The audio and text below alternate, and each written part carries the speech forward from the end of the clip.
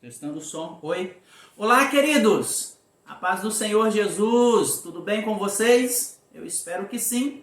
Eu sou o professor Eliseu Martins e este é o canal Conectados na EBD, um canal dedicado a trazer subsídios para professores da classe adulta da revista Betel Dominical. E eu quero deixar aqui meu agradecimento a cada um de vocês que assistiram, curtiram, comentaram e compartilharam a lição de número 9. Deus abençoe grandemente a sua vida. E nesta oportunidade quero destacar a participação dos nossos irmãos de Minas Gerais, de Mato Grosso e do Espírito Santo, meus conterrâneos. Deus abençoe a vida de vocês de maneira extraordinária. E quero lembrar a vocês da nossa parceria com o site EBD Comentada, do meu amigo evangelista Cláudio Roberto. É um site dedicado a trazer auxílio para os professores da escola dominical, com material de primeiríssima qualidade e uma equipe preparadíssima para ajudar você a preparar aquela aula abençoada para o domingo. O link está na descrição deste vídeo. Assim como o link para o nosso grupo do WhatsApp, onde nós disponibilizamos toda sexta-feira slides e material de apoio para você. Tudo isso com o intuito de ajudar você a preparar uma aula abençoada para abençoar a vida dos seus alunos. Vamos lá a mais uma pré-aula. E a pré-aula de hoje é da lição de número 10, os movimentos pentecostal e neopentecostal, renovação e expansão no século. Nosso texto áureo está no livro de Atos dos Apóstolos, capítulo 16 e o verso 5, que diz: de sorte que as igrejas eram confirmadas na fé e cada dia cresciam em número. Nossa verdade aplicada nos traz a seguinte lição: devemos permanecer fiéis às Escrituras para não sermos influenciados por modismos teológicos, nem arrastados por qualquer vento de doutrina. A lição dessa verdade aplicada é muito pertinente aos nossos dias. Dias estes que são permeados de modismos evangélicos. Cada dia surge um novo, mas aquele que é firmado na palavra será sempre direcionado pelo Espírito Santo de Deus. Objetivos da nossa lição são 3, e o primeiro deles é reconhecer os fundamentos do pentecostalismo brasileiro. O segundo é compreender a necessidade de evitar modismo na igreja. E o terceiro é identificar as características do neopentecostalismo. Nosso texto de referência se encontra em 1 Coríntios capítulo 2, o verso 1, o verso 2, o 3, o 4 e o verso de número 5. Peço a você que leia com bastante atenção. Nosso motivo de oração é orarmos para que a igreja pregue a palavra de Deus com amor e verdade. O amor não pode estar desassociado da verdade. É bem verdade que Deus é amor, que Deus tem o desejo no seu coração, que cada alma se salve, que cada homem, que cada mulher chegue à sua salvação. Mas é bem verdade que aqueles que rejeitarem esse amor estarão condenados para sempre no inferno. E essa é uma verdade que precisa ser dita. Essa é uma verdade que precisa ser deixada clara a cada um daqueles que estão distantes da presença de Deus. E a igreja não pode negar isso de forma alguma. Esboço da nossa lição. Nessa lição teremos 3 tópicos, e o primeiro deles, o alicerce do movimento pentecostal. O segundo, as marcas do pentecostalismo clássico. O terceiro, o neopentecostalismo brasileiro. Então, esses são os 3 tópicos da nossa lição de hoje. Num tempo de muitos modismos em relação às práticas pentecostais, é preciso ter em mente os alicerces do movimento pentecostal, como nós vemos em Atos capítulo 2. E é por isso que nessa lição nós veremos algumas características do pentecostalismo clássico em comparação ao neopentecostalismo brasileiro.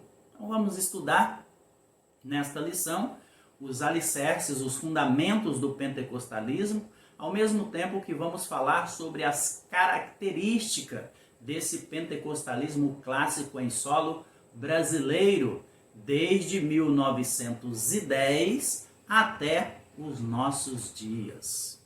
Tópico 1. Os alicerces do movimento pentecostal. Após a ascensão de nosso Senhor Jesus, seus discípulos oraram e aguardaram a descida do Espírito Santo. Vemos isso em Atos 2. Até que se cumpriu o que já havia sido profetizado no Antigo Testamento e confirmado pelo próprio Jesus. A igreja, então, iniciou suas atividades após essa descida do Espírito Santo, movida pelo poder de Deus através do batismo no Espírito Santo. Assim, ao longo da história da igreja, impulsionados pelo relato bíblico, milhões de discípulos de Jesus têm buscado essa experiência e prática pentecostal. Baseados em Atos 2, esse desejo, essa busca tem se intensificado e tem se estendido através dos séculos. Nesse tópico, veremos 3 características da igreja primitiva, que após o ocorrido no dia de Pentecoste, devem estar no alicerce do autêntico pentecostalismo em nossos dias, como registrado em Atos 2:42. E essas 3 características são doutrina dos apóstolos, comunhão e oração. Tópico 1.1. O movimento pentecostal nasceu alicerçado na doutrina dos apóstolos. Ao narrar o início da igreja, o evangelista Lucas registrou que os primeiros crentes perseveravam na doutrina dos apóstolos, como em Atos 2:42 registra. Havia uma constante preocupação dos apóstolos quanto à infiltração de falsos ensinos, e que os levou a escrever cartas a igrejas estabelecidas, fazendo surgir através delas um sistema doutrinário fundamentado naquilo que Cristo começou a ensinar. Entre esses ensinamentos dos apóstolos, podemos ver a preocupação com esses falsos mestres, como nós vemos em Romanos capítulo 16 e o verso 17, quando ele recomenda aos irmãos que eles tomem cuidado com aqueles que causam divisões. Paulo recomenda que eles deveriam se afastar dessas pessoas que causam divisões na igreja. Essas pessoas, segundo Paulo, não estavam servindo ao Senhor Jesus, mas estavam servindo aos seus próprios apetites. Eles chegavam com palavras suaves, com bajulações e acabavam enganando o coração daqueles que com sinceridade queriam adorar e servir ao Senhor. No tempo dos apóstolos, não nos enganemos, já existiam falsos ensinamentos, já existiam falsos mestres. E nós temos aí como exemplo alguns ensinamentos daquela época que distorcia aquilo que o Senhor Jesus transmitiu aos seus apóstolos. Como? A doutrina que diminuía o papel de Jesus Cristo. Algumas doutrinas daquele tempo dizia que Jesus era somente um profeta. Dizia que Jesus era somente um homem usado por Deus, que para ser salvo era necessário algo mais, além da crença no sacrifício de Jesus na cruz do Calvário. Também tínhamos naquela época ensinamentos de judeus que queriam que os gentios vivessem de acordo com a lei de Moisés. Então, o cristão, para alcançar a salvação, tinha que receber a Jesus como Salvador e guardar a lei de Moisés. Mas ainda tinha alguns naquela época que ensinavam a adoração a anjos e ensinavam que eles tinham o poder de responder às orações. Mas ainda havia ensinamentos que diziam que o batismo era necessário para a salvação. Então nós temos aí uma série de ensinamentos que foram combatidos pelos apóstolos e temos riquezas de informações sobre isso nos escritos de Paulo e nos escritos de Pedro. Pedro diz que cada um deve exercer o dom que recebeu para servir a outros, administrando fielmente a graça de Deus em suas múltiplas formas. Ou seja, deve-se usar o dom que recebeu de Deus, seja ele espiritual, seja ele ministerial, para a edificação do corpo de Cristo. O texto bíblico enfatiza a participação, então, de cada crente na unidade, no crescimento e no cuidado mútuo do corpo de Cristo. Portanto, o movimento pentecostal clássico se alicerça nesses fundamentos. Tópico 1.2. O movimento pentecostal nasceu alicerçado na comunhão. O movimento pentecostal nasceu alicerçado na comunhão entre os irmãos, a qual busca manter ainda hoje, seguindo o modelo de culto e ensinamentos que caracterizavam a igreja primitiva. O escritor aos Hebreus, no capítulo 10 e o verso 24 e 25, fala da importância dessa comunhão, dessa reunião, desse congregar juntos. Na história da igreja primitiva, vemos fortes traços de uma comunhão verdadeira. Esse padrão nos foi deixado pelos desbravadores do Evangelho como resultado da operação do Espírito Santo, pois ele opera a inclusão dos nascidos de novo no corpo de Cristo. A unidade e a comunhão da igreja é marco histórico do cristianismo. Portanto, nós somos chamados a viver em comunhão com os nossos irmãos, assim como os primeiros cristãos viviam segundo a mesma fé. O mesmo sentimento e o mesmo amor é segundo o mesmo propósito. O livro de Atos enfatiza a capacitação do Espírito Santo para o ministério. Isso inclui a poderosa ação do Espírito produzindo a transformação moral que afeta os relacionamentos cristãos. O Espírito Santo, nessa preparação, nessa capacitação para a evangelização, ele transforma a nossa vida, de forma que o egoísmo ele é deixado de lado para vivermos uma comunhão com os nossos irmãos. E isso é uma ação direta do Espírito Santo. A diversidade cultural dos peregrinos judeus presentes no Pentecoste prefigurou a união da igreja, uma união capaz de transpor diversas divisas culturais e se tornou parte de uma igreja que representa diversas culturas. E nós vimos esse poder na nossa aula de número 8, quando falamos da Rua Azusa, onde negros e brancos cultuavam no mesmo ambiente, numa época em que negros eram excluídos de ambientes onde brancos frequentavam. Existiam bairros só para negros, existiam restaurantes só para negros, existia um transporte público só para negros. Onde havia um negro caminhando pela calçada, ao se deparar com um branco, o negro deveria mudar de lado na calçada ou na rua, mudando-se para o outro lado da rua. Mas agora, na Rua Azusa, nós vemos um testemunho de negros e brancos adorando e sendo cheios do Espírito Santo em um mesmo ambiente. E isso é o que faz o Espírito Santo.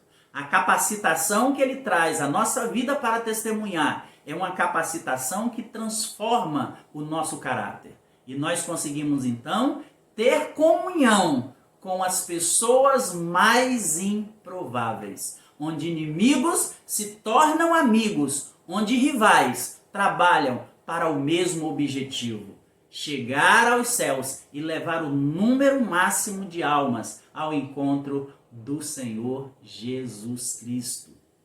E é importante nós notarmos a diferença entre união, unidade e comunhão.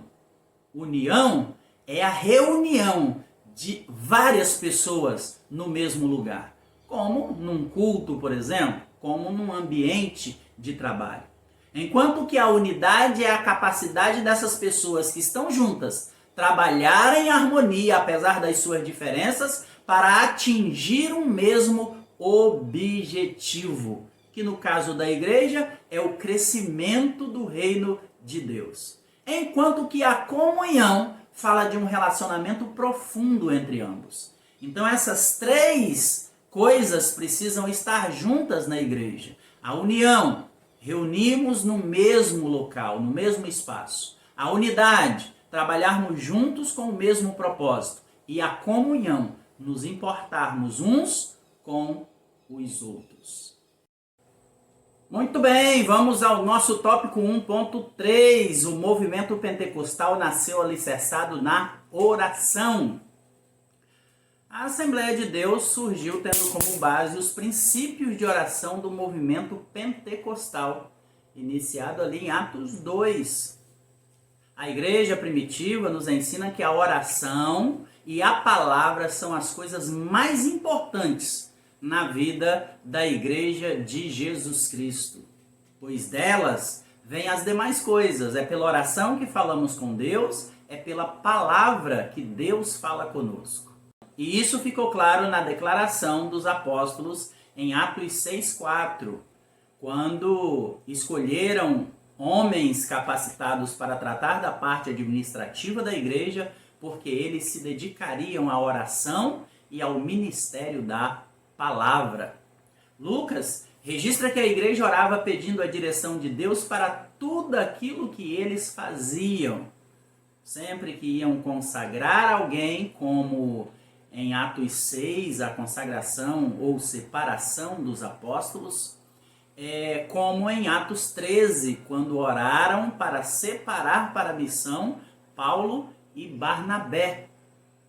Ou quando oraram para que Deus livrasse Pedro da prisão. Então, nós temos aí muitos exemplos na igreja primitiva de que as coisas se resolviam através da oração. Eu fico muito preocupado quando vejo hoje o rumo que a igreja tomou para resolver os seus problemas.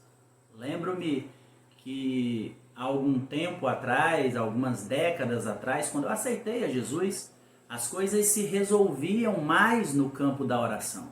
Eu lembro-me quando havia algum problema na vida do irmão, havia-se um convite para uma campanha de oração em sua casa.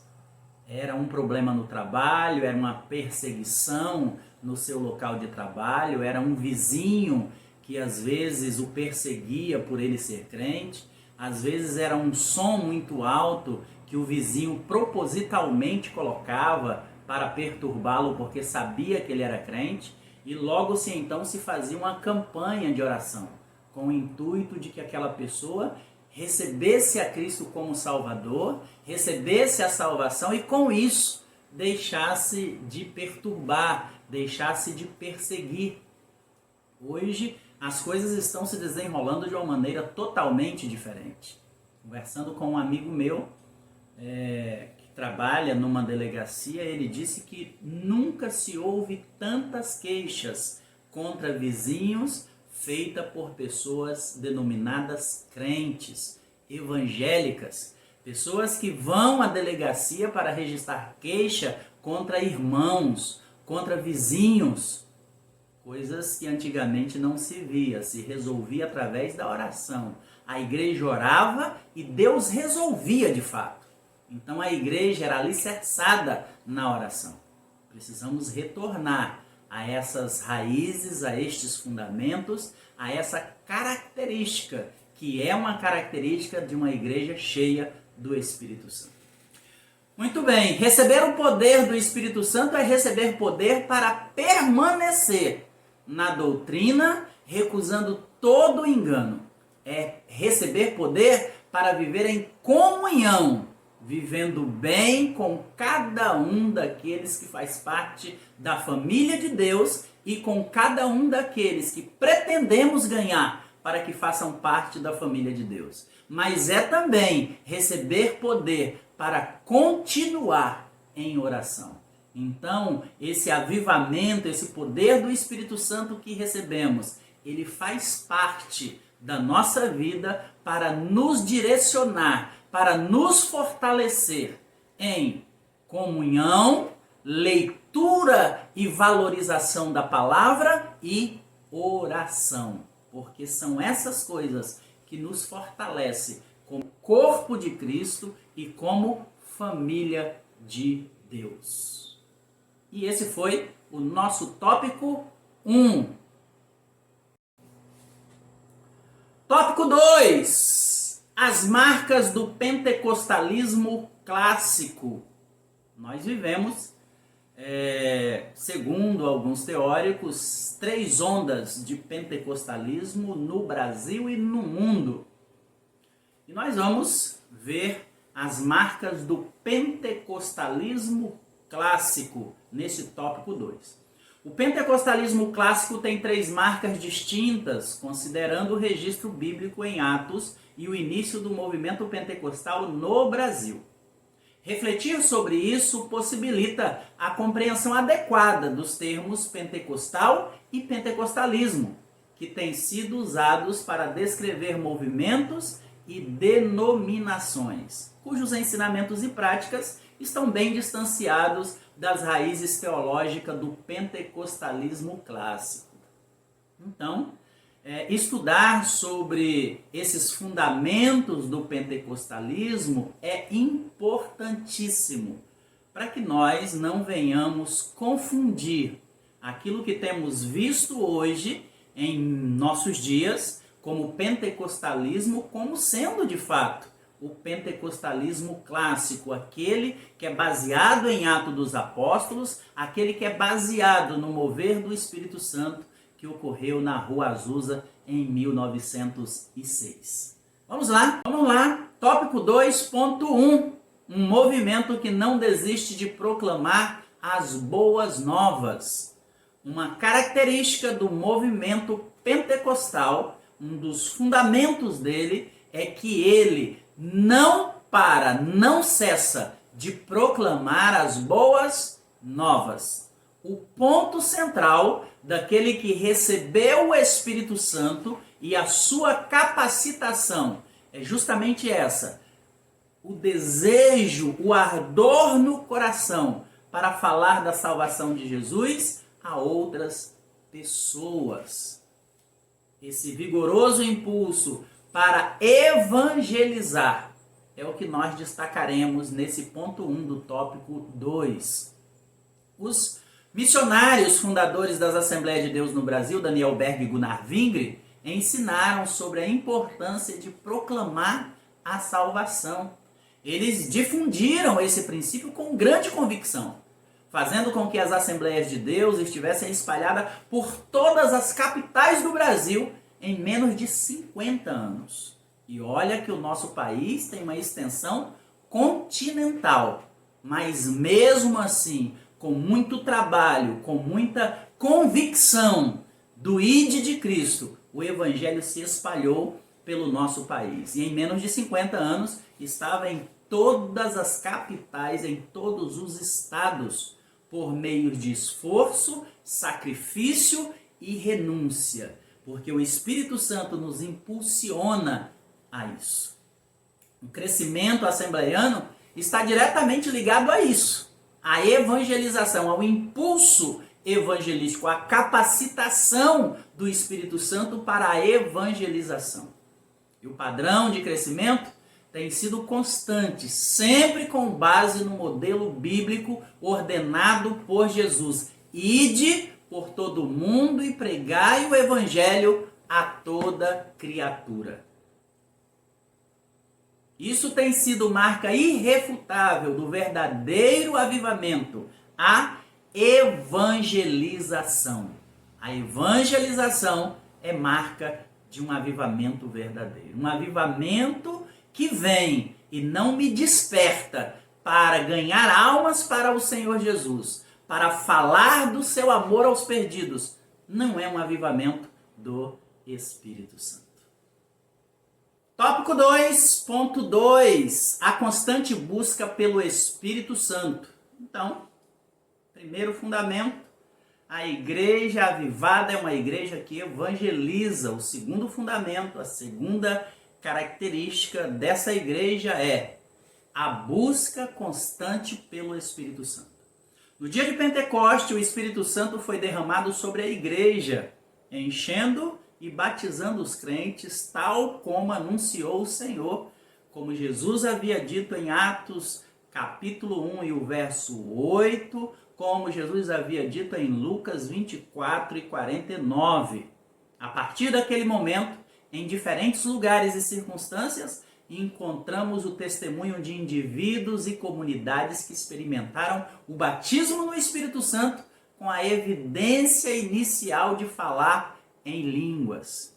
Então, o ponto inicial foi o dia de Pentecostes em Atos 2, mas isso se estendeu ao longo dos séculos, e ao longo dos séculos nós temos testemunhas de pessoas, de grupos que experimentaram esse mesmo mover do Espírito Santo. Como nós estudamos ao longo desse trimestre, como os puritanos, os pietistas, os irmãos morávios, o Wesley e a sua geração, o avivamento do país de Gales, o avivamento na Escócia, o avivamento nos Estados Unidos e o avivamento que a igreja brasileira viveu, presenciou no início do século XX. Para o pentecostalismo clássico, o batismo no Espírito Santo e a manifestação dos dons espirituais continuam a ser atuais e relevantes para a igreja prosseguir no cumprimento da sua missão.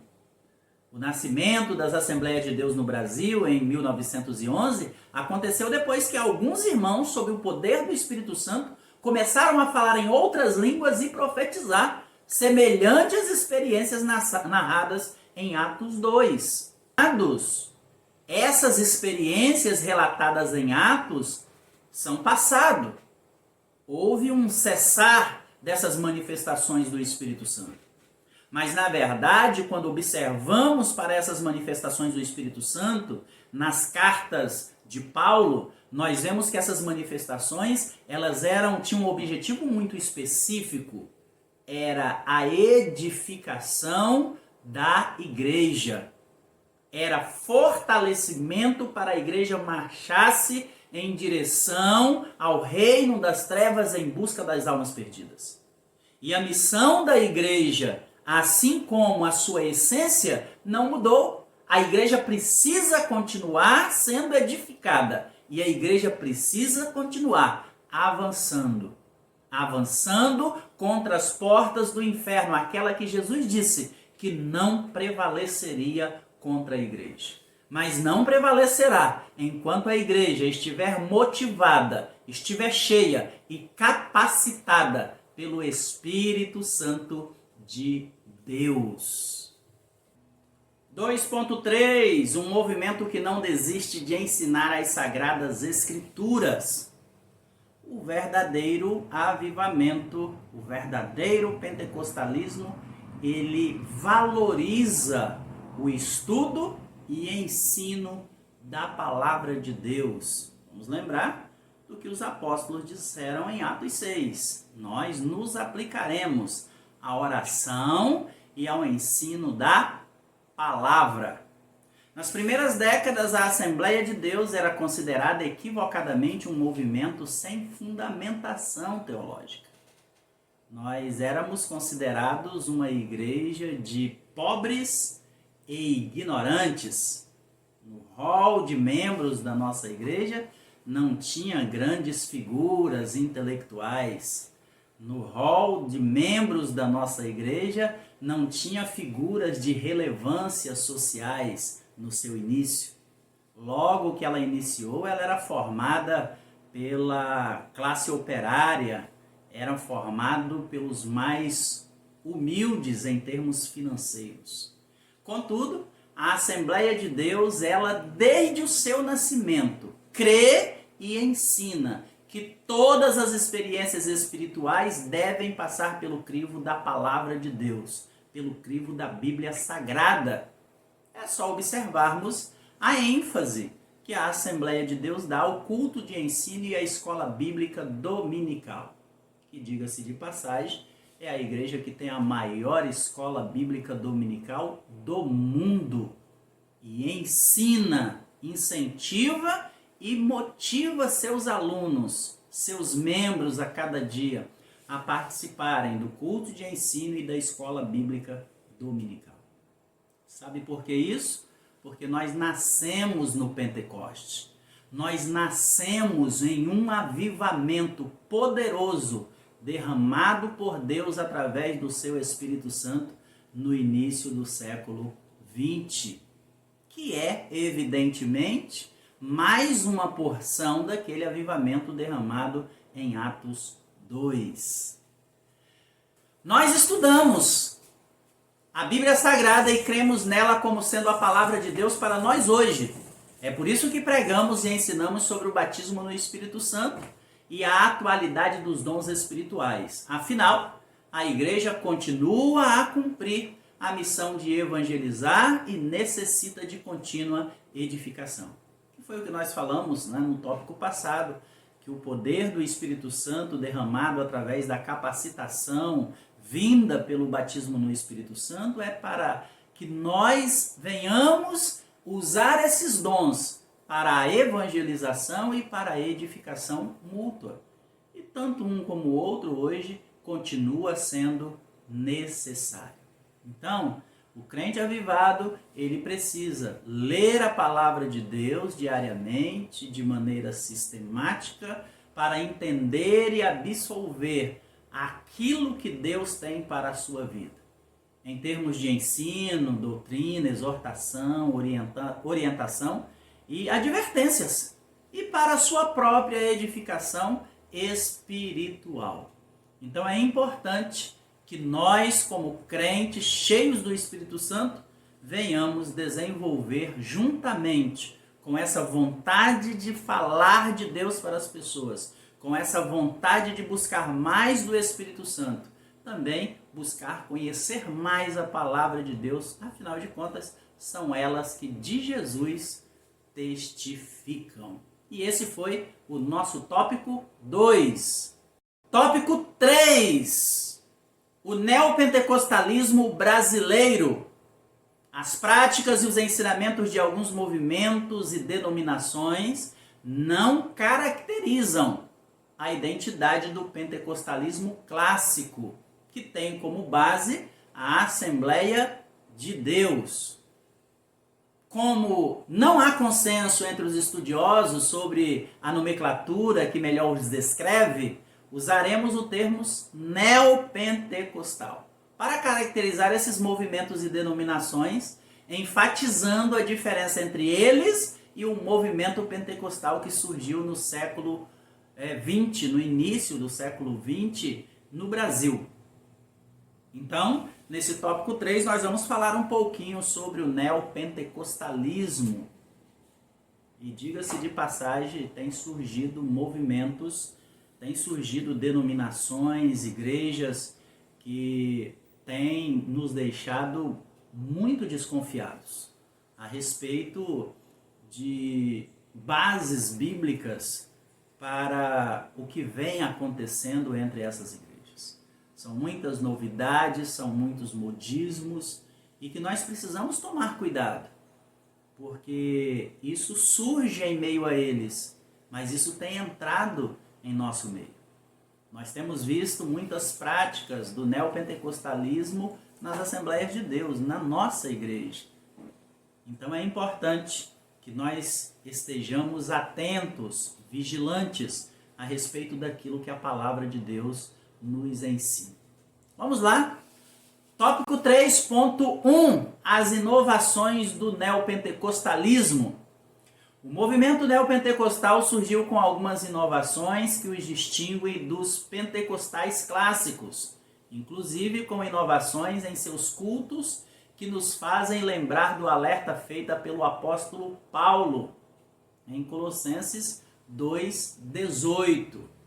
Alguns estudiosos identificam o surgimento dos neopentecostais a partir do final da década de 70, vindo de dissidentes de denominações surgidas a partir da década de 50 e também da própria Assembleia de Deus. Entre os neopentecostais há aqueles que argumentam a necessidade de contextualizar a mensagem para torná-la mais atraente. É importante nós tomarmos cuidado. Por quê? Porque nesse esforço acabam por desprezar a ênfase das Escrituras na chamada de Deus ao arrependimento. Ou seja, eu torno a mensagem mais atraente, mais moderna e ao mesmo tempo ela fica desprovida da palavra de Deus, da essência que produz fé, que produz transformação. Uma mensagem que não traz mais o apelo ao arrependimento e uma fé cristocêntrica, ensinando apenas uma fé nominal, pessoas que têm o nome de cristãos, mas não vivem como cristãos. Uma fé superficial, uma fé que não é profunda, uma fé que não produz frutos, uma fé utilitária, uma fé que só existe em busca da realização de algo, ou uma fé pragmática, uma fé que existe para a busca de resultados pessoais. Precisamos tomar cuidado. Podemos contextualizar a mensagem? Sim. Podemos, de uma certa forma, aplicar a mensagem aos nossos dias? Sim. Mas sem contaminar nem comprometer a essência da mensagem do Evangelho de Cristo Jesus. Tópico 3.2, a pluralidade neopentecostal. A pluralidade na liturgia pentecostal tem sido alvo de constantes estudos. Essa corrente teológica recorre a promessas e discursos mágicos para a resolução de problemas diversos, como os relacionados à vida financeira e à saúde. Muitos desse culto chamam a atenção pelos excessos cometidos nos púlpitos. Quando nós observamos alguns cultos feitos, nessas igrejas neopentecostais, nós ficamos assustados. Como que eles gostam tanto de adaptar as coisas que é comum no meio de vivência do mundo para atrair as pessoas, como cultos countries, como carnaval gospel, como culto de máscaras. Lembro um amigo meu, um pastor, chegou perto de mim um dia, assim, ele estava com um olhar de espanto perto de mim. E eu perguntei o que era, ele disse que tinha passado na frente da igreja de um amigo dele, e ele tinha visto o Batman sentado no púlpito. E ele não acreditou naquilo, ele passou de carro e ele viu o Batman sentado no púlpito, ele parou o carro e voltou na igreja para ver. Sim, não só o Batman, lá estava o Superman, a Mulher Maravilha, o Flash, o Arqueiro Verde, estava a Liga da Justiça toda dentro da igreja. E o que era que estava acontecendo ali? Um culto de máscaras. E quando essas pessoas são questionadas, ela diz que isso é para atrair as pessoas. Na verdade, o que atraía as pessoas a Jesus era a verdade. O que atraía as pessoas a Jesus era o poder de Deus. O que atraía as pessoas a Paulo, ele diz, escrevendo aos Coríntios, que não era sabedoria humana, era o poder de Deus através do seu Espírito Santo. Então, nós vemos esses exageros chegando a essas denominações. E precisamos tomar cuidado para que esses exageros não adentrem as portas da Assembleia de Deus, como muitas das vezes nós temos observado que tem adentrado. Devagarinho. Outro dia eu ouvi alguém falando que o diabo não tem pressa. O diabo não tem pressa.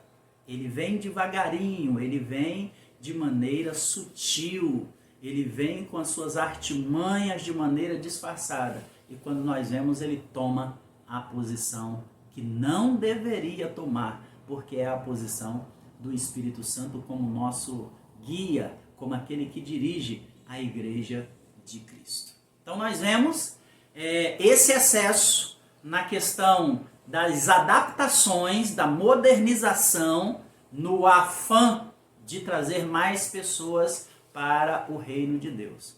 Como nós vemos excessos praticados pelos próprios pregadores dessas igrejas.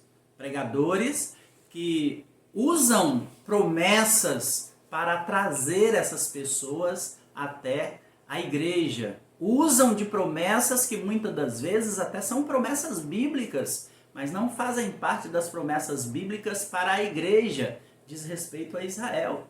E promessas feitas a Israel não são promessas feitas para a igreja. E essas igrejas usam dessas artimanhas para atrair as pessoas até os seus templos, até os seus cultos. Então precisamos prestar atenção nesses excessos que são cometidos nesses lugares, nessas igrejas, que acabam, esses excessos, esses exageros, tomando o lugar de Cristo na pregação. Na realidade, Cristo nessas reuniões não é o mais importante. Na verdade, o mais importante se torna o indivíduo. E isso é um perigo para o genuíno evangelho. Por ser excessivamente tolerante, o neopentecostalismo se tornou um movimento de inclusão. Inclusão no sentido de aceitar no seu seio todo tipo de pensamento e prática. E isso é um perigo. O Espírito Santo, ele foi enviado para nos santificar. Nos santificar onde? Na palavra. Para nos dirigir em relação a quê? À vontade de Deus. Então, o neopentecostalismo, na verdade, é um movimento que não valoriza a reflexão bíblica. Até porque a Bíblia é um instrumento adaptado aos propósitos de sua teologia. E se nega, evidentemente, a sujeitar-se àquilo que realmente a Bíblia diz, enfocando-se apenas naquilo que se quer. Então, em vez da Bíblia ser a base, a Bíblia é só um meio para se alcançar aquilo que realmente as pessoas querem. Então, é preciso tomar muito cuidado. Quando nós observamos os cultos realizados nesses lugares, nós ficamos espantados com a criatividade. Em alguns cultos nós vemos os líderes desses movimentos se colocando na frente do povo, e o povo vem e beija os seus pés, o povo vem e deposita a oferta no pé do apóstolo, no pé do bispo, no pé do líder ali, e diz que aquele beijo que ele deu no pé vai abençoar a sua vida. É uma coisa assim muito estranha, que não resiste a um exame raso da Bíblia. Mas nós encontramos isso com muita facilidade nesses movimentos neopentecostal. Tópico 3.3. As fontes do neopentecostalismo. Muitos ensinamentos e práticas neopentecostais vêm de movimentos surgidos nos Estados Unidos, a exemplo dos conduzidos por Kenyon e Regin. Esses pregadores foram pregadores norte-americanos que desenvolveram boa parte da teologia neopentecostal que nós conhecemos hoje.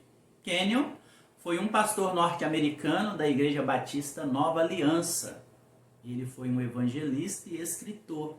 e seus livros tiveram grande influência sobre a vida de Kenneth Hagin, que é fundador do movimento Palavra de Fé. Eles foram a inspiração ideológica de movimentos americanos que, por sua vez, influenciaram os movimentos neopentecostais brasileiros. Kenyon e Hagin foram os primeiros a difundir os ensinamentos que mais tarde ficariam conhecidos no Brasil como a teologia da prosperidade. Então nós temos no movimento neopentecostal três pragas que têm disseminado muita confusão na mente das pessoas. São elas a teologia da prosperidade, a confissão positiva e o triunfalismo. A teologia da prosperidade é uma corrente doutrinária que ensina que a prosperidade é uma recompensa de Deus para os fiéis que seguem a sua doutrina. Os princípios da teologia da prosperidade é uma promessa, dizem que a prosperidade é uma promessa bíblica aos fiéis. Precisamos tomar muito cuidado com o que a Bíblia chama de prosperidade, com o que nós achamos que é prosperidade. Outro princípio da doutrina da prosperidade é que o cristão deve decretar, determinar, exigir, reivindicar em nome de Jesus. Eu determino, eu reivindico, como se nós tivéssemos poder para reivindicar ou para determinar alguma coisa na vida. Então é preciso tomarmos muito cuidado com isso. O terceiro fundamento é que Deus concede riquezas e bens materiais a quem lhe é fiel e paga o dízimo com generosidade. Isso cheira muito, né? Há líderes que valorizam muito o dinheiro. Há líderes que colocam o dinheiro, colocam o bem material como a base central de sua vida. Então a teologia da prosperidade, ela tem algumas implicações. Por exemplo, ela pode substituir a fé e a devoção divina por prósperos empreendimentos. A teologia da prosperidade, ela tende a levar o indivíduo para o campo material, distanciando ele da presença de Deus. Precisamos tomar muito cuidado porque isso é um câncer que tem entrado nas igrejas. A outra implicação da teologia da prosperidade pode ser aquela questão de gerar crentes narcisistas. Crentes que olham para si e se orgulham do que são materialmente falando. E a terceira implicação da teologia da prosperidade é que ela traz consigo grandes riscos como a interpretação equivocada de textos bíblicos. Dois textos muito usados pela teologia da prosperidade, por exemplo, é aquele texto que diz que Deus nos colocou como cabeça e não cauda. Outro texto, muito usado por ele, é aquele que nós comeremos o melhor dessa terra. E precisamos tomar cuidado com aquilo que Deus disse que é exclusivo para Israel, com aquilo que Deus disse que é para a igreja. E se nós trouxermos isso para a igreja de Cristo, poderíamos até entender que isso servisse para nós, mas no âmbito espiritual. Então, Deus nos colocou como cabeça para dirigir o povo até a sua presença. Mas Deus não chamou a igreja para ser próspera financeiramente nessa terra. E eu desafio qualquer um a me provar biblicamente no Novo Testamento que Deus, que os apóstolos falou a respeito de sermos prósperos quando somos fiéis à sua palavra. E o primeiro ponto que rebate essa situação é quando olhamos para a vida dos apóstolos. Qual deles foi próspero? Qual deles viveu uma vida regalada? Pelo contrário, aconteceu na vida deles aquilo que Jesus disse que aconteceria. No mundo tereis aflições. Então, a teologia da prosperidade é uma miséria que tem entrado dentro das igrejas. E precisamos tomar muito cuidado com isso. A segunda é a confissão positiva. Essa teologia é uma corrente doutrinária que prega que a fé é uma confissão, que se torna real através da fala. Conforme eu falo, as coisas vão acontecendo. Vai dar certo, vai dar certo, vai dar certo. Fé não é confissão positiva. Fé é algo colocada no meu coração pelo Espírito Santo, que eu creio no invisível, mas eu não creio que vai acontecer porque eu creio. Eu creio que vai acontecer porque eu tenho um Deus que é poderoso e misericordioso para me abençoar. Então, essa teologia da confissão positiva, ela é uma vertente da teologia da prosperidade que ensina que Deus recompensa os fiéis com prosperidade financeira. Princípios dessa teologia: a fé é uma confissão que se torna real através da fala. A prosperidade material é uma bênção de Deus dada aos fiéis.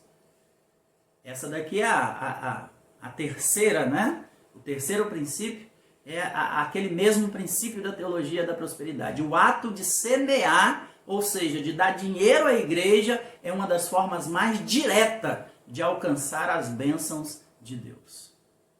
Interessante que todas essas teologias, esses ensinamentos, fixam as raízes do indivíduo nessa terra, como se de fato estivéssemos esperando o melhor de Deus nessa terra, quando na verdade o melhor de Deus está nos céus, para onde Ele nos prometeu levar quando Ele voltar. Fundamentos da confissão positiva. Os ensinamentos são geralmente baseados em interpretações não tradicionais de versículos da Bíblia, geralmente em versículos isolados, sem o contexto. Isso é um problema. Essas duas teologias levam a um terceiro ensinamento, o triunfalismo. E o triunfalismo pode ser definido como uma crença equivocada de que por sermos crentes em Jesus devemos ser vitoriosos em tudo e jamais experimentarmos o fracasso ou a derrota. Eita vida! Se nós formos olhar para a vida de Paulo, Pedro, Tiago, João, Jó, Davi, nós vamos ver um monte de infiéis. Homens que experimentaram amarguras terríveis em suas vidas, experimentaram sofrimentos, experimentaram doenças. E eles não eram fiéis, eles não eram segundo o coração de Deus, por isso.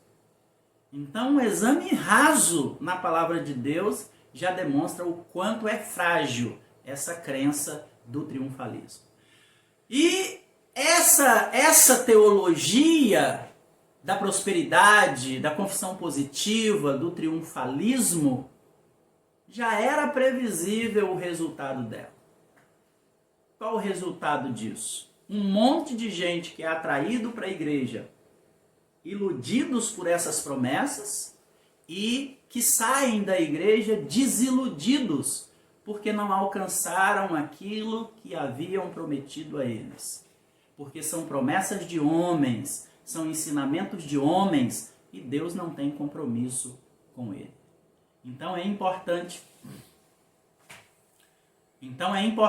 nós observarmos, segundo a palavra de Deus, para nós não sermos engodados por esses ensinamentos, que acaba levando muita gente à frustração. É impressionante o número de pessoas que nós temos no mundo desviado, frustrado, falando mal da igreja. Por quê? Porque encontraram na igreja aquilo que não é segundo a palavra. Foi ensinado para eles algo que não era segundo a palavra. E ele não alcançou aquilo que falaram que ele ia alcançar. E por isso saíram da igreja desiludidos e hoje estão falando mal da igreja por aí. Precisamos tomar cuidado, porque essas coisas que falamos que existem no neopentecostalismo está entranhando-se também no meio do pentecostalismo clássico, no meio da Assembleia de Deus. E eu e você, como professores, precisamos vacinar os nossos alunos, precisamos vacinar os membros das nossas igrejas durante as nossas aulas, que nossas aulas sirvam como vacina contra esses falsos ensinamentos, contra o pecado que tão de perto nos rodeia. Cabe a nós, pela palavra e pelo Espírito Santo, dizer não a ele.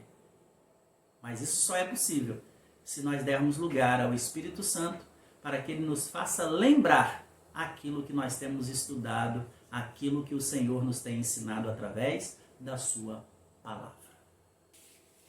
Uma curiosidade a respeito desse nosso assunto, alguns teóricos classificam o pentecostalismo brasileiro em 3 ondas, colocando aí as décadas em que essas ondas aconteceram e quais foram as denominações que surgiram nessas ondas. Nós temos aí as 3 ondas do pentecostalismo brasileiro, sendo a primeira onda do pentecostalismo clássico, que aconteceu entre 1910 e 1940. 1910 surge a Igreja Congregação Cristã através de Luiz de Franciscon, e em 1911 surge a Igreja Assembleia de Deus através de Daniel Berg e Gunnar Wingre. E durante muitos anos, durante cerca de 4, 5 décadas, essas 2 igrejas reinaram no Brasil em termos de igreja pentecostal, durante 4, 5 décadas.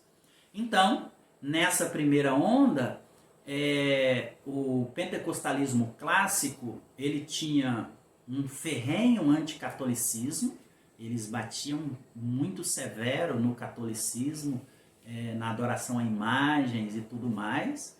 Eles também tinham uma característica muito forte da defesa da atualidade do batismo no Espírito Santo, com a evidência de falar em línguas, assim como a continuidade dos dons espirituais. E criam veementemente numa volta iminente de Cristo. E eles também pregavam muito, falavam muito sobre a necessidade de nós, igrejas de Cristo, termos um comportamento diferente do comportamento do mundo, rejeitando assim a sedução do mundo exterior. Ou seja, mortificando o velho homem a cada dia e dizendo não aos prazeres do mundo. Eles criam piamente que existia diferença entre o que serve a Deus e o que não serve. E isso era muito batido, era muito taxado, era muito pregado nessa primeira onda do pentecostalismo clássico, onde Igreja, Assembleia de Deus e Congregação Cristã dominavam soberanas. Por algumas décadas foi assim. Segunda onda do movimento pentecostal no Brasil foi a onda do movimento da cura divina, que aconteceu de 1940 a 1980.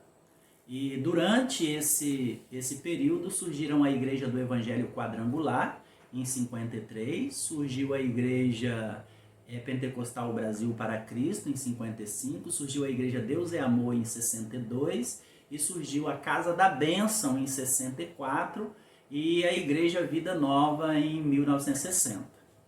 Essa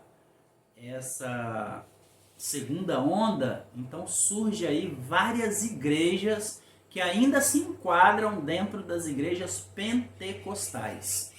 São igrejas que tinham um movimento muito ligado a essa questão de expulsar demônios, cura divina, revelações. Os dons espirituais estavam em voga ali no meio desse movimento da segunda onda. E temos a terceira onda do neopentecostalismo, que vai de 1980 até a atualidade. As igrejas que surgiram nesse tempo é a Igreja Universal, 77, a Igreja Internacional da Graça de Deus, em 80, a Igreja Cristo Vive, em 86, a Sara Nossa Terra, de 76 também, a Comunidade da Graça, em 79, a Igreja Renascer em Cristo, em 86, e a Igreja Mundial do Poder de Deus, em 98. Essa terceira onda é a onda do neopentecostalismo. É onde entra